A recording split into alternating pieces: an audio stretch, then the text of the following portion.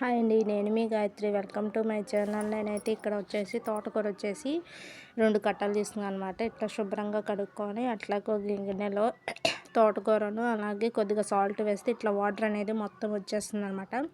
ఇట్లా మొత్తం వాటర్ అనేది ఎగిరిపోయినాక పప్పు గుత్తితో స్మాష్ చేసేసుకొని ఇందులో ఉన్న వాటర్ కూడా మొత్తం పిండేసుకోవాలన్నమాట. మనం ఇట్లా ఈ వాటర్ అంతా పక్కన పెట్టేసుకొని దీంట్లో కొద్దిగా ఉప్పు, కారం అట్లాగే కొద్దిగా శనగపిండి యాడ్ చేసుకొని మనకి ఇట్లా ఇడ్లీ పాత్రలో పెట్టేసుకోవాలన్నమాట. ఇడ్లీ పాత్రకి కొద్దిగా ఆయిల్ రాసేసేసి పెట్టేసుకొని ఇట్లా మనం ఇడ్లీలాగా ఉడికించుకోవాలన్నమాట. మనకి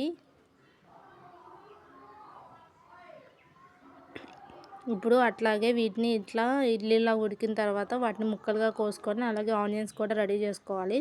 ఒక గిన్నెలో నూనె పెట్టేసి పోపు దినుసులు యాడ్ చేసి ఆనియన్స్ మగ్గినాక ఉప్పు, కారము వేసుకోవాలి.